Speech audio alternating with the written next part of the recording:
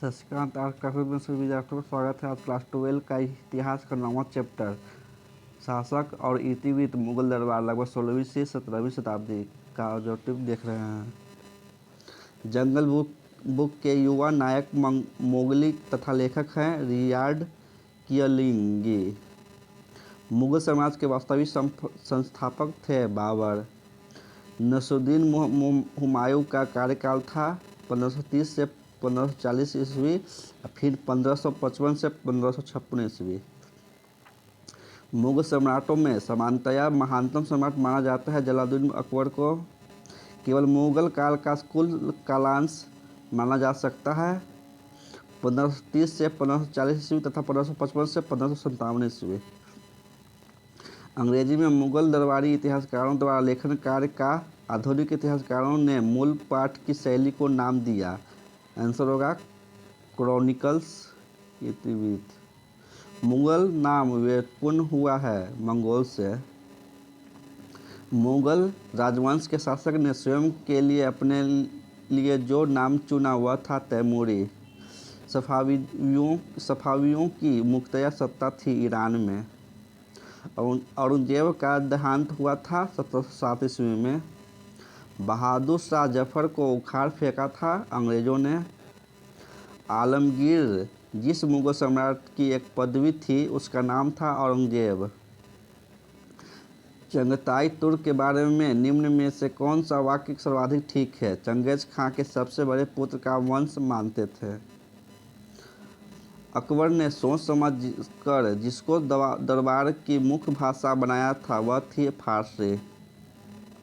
जिस पुस्तक के अनुवाद के लिए रजनामा शब्द का प्रयोग किया गया वह है महाभारत। मुगलकालीन भारत के इतिहास की जानकारी मिलती है मुगल शासकों के द्वारा लिखित आत्मकथा से, मुगल शासकों के दरबारी इतिहासकारों द्वारा लिखित विवरण से, बादशाह के विभिन्न फरमानों के संकलन से, तीनों से मिलेगा। तुझे के बाबरी का लेखक कौन है? बाबर। बाबरनामा किस भाषा में लिखी गई? तुर्की। पानीपत का प्रथम युद्ध कब हुआ? 1526 ईस्वी। खानवा का युद्ध में बाबर ने किस राजपूत शासक को पराजित किया? राणा सांगा। कौन सा शासक हुमायूं के पतन का कारण बना? शेर शाह। दक्षिण राज्य अहमदनगर को अंतिम रूप से किसने विजित किया? शाहजहां। उत्तराधिकार का युद्ध अंततः किस शासक ने जीता? औरंगजेब। किसके समय में मुगल प्रांतों की संख्या सबसे अधिक थी? औरंगजेब। मीर बख्शी नाम अधिकारी प्रमुख था सैन्य विभाग का। शाहजहां के पुत्रों के बीच उत्तराधिकारी का निर्णायक युद्ध कहाँ हुआ? सामूगढ़।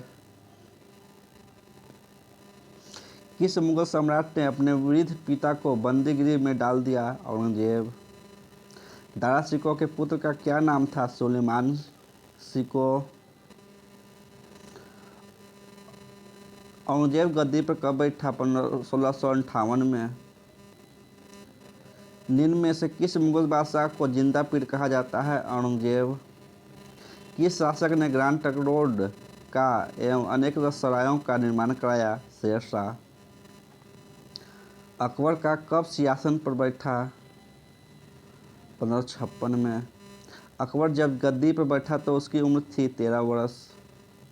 नूरजहां किसकी पत्नी थी? जहांगीर। किसके शासनकाल को मुगल काल का स्वर्ण युग कहा जाता है? शाहजहां। औरंगजेब ने दोबारा जजिया कर कब लगाया? 12 अप्रैल 1679 को। औरंगजेब ने कब हिंदुओं के होली दीपावली उत्सवों पर प्रतिबंध लगा दिया? 1665 में।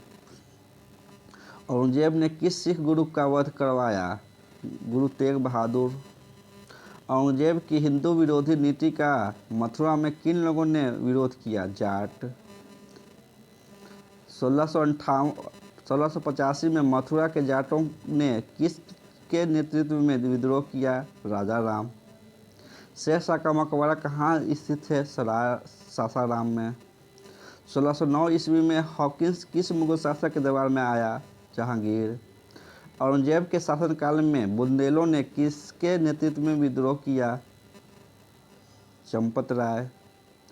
औरंगजेब ने सनातनी विद्रोह का दमन कब किया? 1672। खुर्रम किस मुगल सम्राट का नाम था? वह थे शाहजहां। बुलंद दरवाज़ा किस स्थान पर है? फतेहपुर सीकरी। अगला चैप्टर उपनिवेशवाद तथा देहात सरकारी अभिलेखों का अध्ययन 10वां चैप्टर है। अच्छा लगे तो लाइक सब्सक्राइब शेयर करना ना भूलें।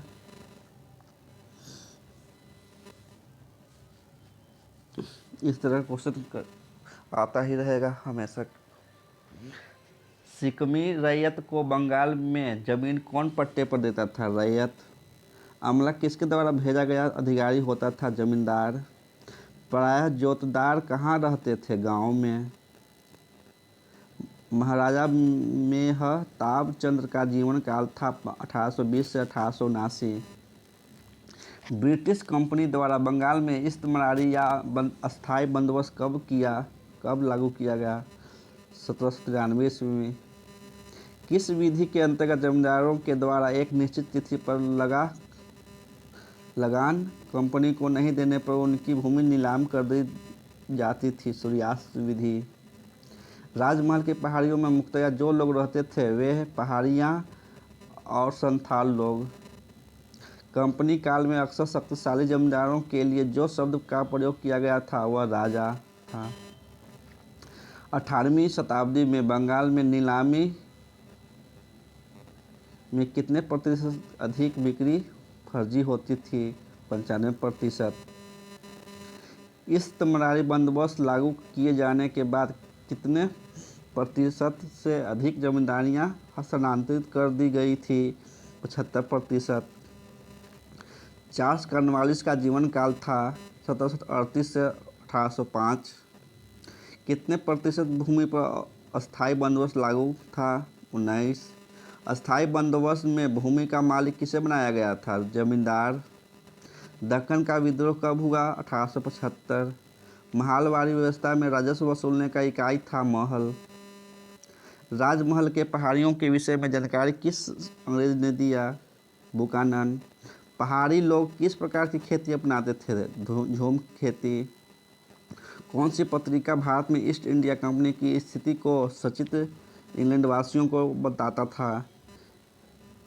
Illustrated London news. बंगाल की अस्थायी बंदोबस्त में आने वाले परिवर्तनों पर किसने 5वीं रिपोर्ट तैयार किया? फर्मिगर।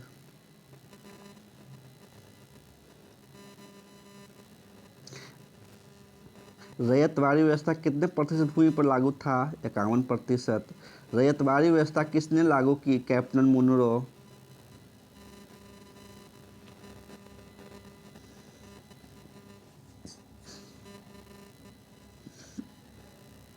अगला चैप्टर विद्रोही और राज 1857 का आंदोलन और उसके व्याख्या। पहला क्वेश्चन लखनऊ में अवध के चीफ कमिश्नर की स्वतंत्रता सेनानियों ने हत्या कर दी थी। उस कमिश्नर का नाम था हेनरी लॉरेंस। भारतीय सिपाहियों द्वारा किया गया पहला विद्रोह कौन सा था? अंग्रेजों व मीर कासिम के बीच युद्ध में किया गया विद्रोह 1764 ईस्वी। अवध में स्वतंत्रता सेनानियों का नेतृत्व किसने किया? बेगम हजरत महल। धुंधु पंत नाम था नाना साहब का। 1857 ईस्वी के विद्रोह में शहीद होने वाला पहला व्यक्ति था मंगल पांडे। 1857 ईस्वी के विद्रोह का तत्कालिक कारण था चर्बी वाले कारतूस। 1857 ईस्वी के विद्रोह का कानपुर में नेतृत्व किसने किया था? नाना साहब। मेरठ छावनी में सिपाहियों ने विद्रोह कर दिया था 10 मई 1857 को। मेरठ से चले सिपाहियों का पहला जत्था लाल किले के फाटक पर जब पहुंचा, बहादुर शाह द्वितीय क्या कर रहे थे? नमाज पढ़कर और सहरी खाकर उठे थे। विद्रोहियों ने बहादुर शाह जफर से क्या मांगा था? उनका आशीर्वाद। फिरंगी किस भाषा का शब्द है? फारसी। शाह महल कहाँ का रहने वाला था? उत्तर प्रदेश के बड़ौत परगना का। 1857 के विद्रोह के दिनों में जो भविष्यवाणी की गई थी उनके अनुसार प्लासी का जंग के 100 साल जिस तिथि को पूरा होना था वह थी 23 जून 1857। यह गिलास फल के एक दिन हमारे ही मुंह में आकर गिरेगा, यह कथन अवध के बारे में किसने कहा था? लॉर्ड डलहौजी। 1857 के विद्रोह की शुरुआत कहाँ के सैनिकों ने की? मेरठ। 1857 के विद्रोह के शुरू होने का तत्कालिक कारण क्या था? चर्बी वाले कारतूस। सिपाहियों ने मेरठ से दिल्ली पहुंचकर किस अपना नेता चुना? बहादुर शाह जफर। बिहार में 1857 की क्रांति का बिगुल किसने फूंका? कुंवर सिंह। 1857 के विद्रोह में अशांति के प्रथम संकेत कहाँ दिखाई पड़े? बंगाल। निम्नलिखित में कौन सा एक कथन एक स्थान 1857 के विद्रोह का केंद्र बिंदु नहीं था? पंजाब। विद्रोह के किस केंद्र पर अंग्रेजों ने सर्वप्रथम पुनः अधिकार किया? दिल्ली। निम्नलिखित में किन वर्गों ने विद्रोह का समर्थन किया? किसान व दस्तकार। ब्रिटिश शासन के विरुद्ध असंतोष का सबसे बड़ा राजनीतिक कारण क्या था? डलहौजी के व्यक्तिगत सिद्धांत। 1857 के विद्रोह का प्रमुख केंद्र था उत्तर प्रदेश, बिहार, मध्य प्रदेश, बुंदेलखंड। अगला क्वेश्चन, 1857 के विद्रोह में किन गोपनीय संकेतों का प्रयोग किया गया? चपाती और कमल का फूल। बहादुर शाह की मृत्यु कहाँ हुई? रंगून में। दिल्ली में विद्रोहियों का वास्तविक नेता कौन था? बख्त खां।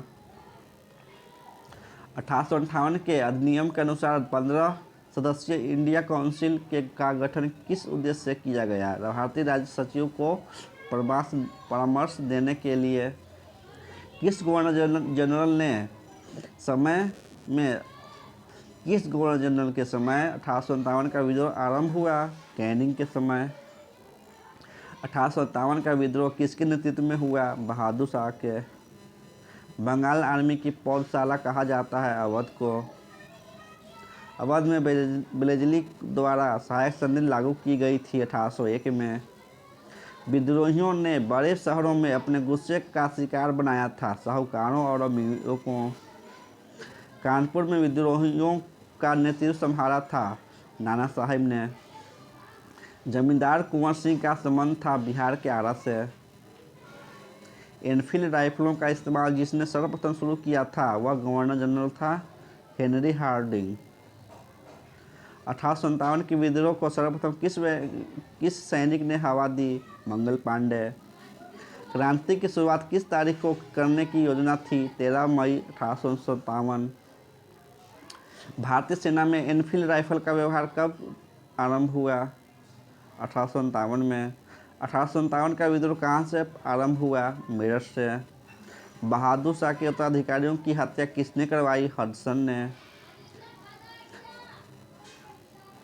तात्या टोपे को अंग्रेजों ने फांसी दे दी। किस अधिनियम द्वारा भारत में कंपनी शासन समाप्त हुआ? भारत सरकार अधिनियम 1858। सही कथन का चुनाव करें। तात्या टोपे को अंग्रेजों ने फांसी दे दी। किस अधिनियम द्वारा भारत में कंपनी शासन समाप्त हुआ? भारत सरकार अधिनियम 1858। झांसी की रानी लक्ष्मीबाई युद्ध करते हुए कहाँ मारी गई? ग्वालियर में। धन्यवाद। इतिहास का तीन चैप्टर समाप्त हुआ। अच्छा लगे तो लाइक, सब्सक्राइब, शेयर करना ना भूलें। ऑफलाइन के लिए कोमटोली मसौरी में संपर्क करना ना भूलें।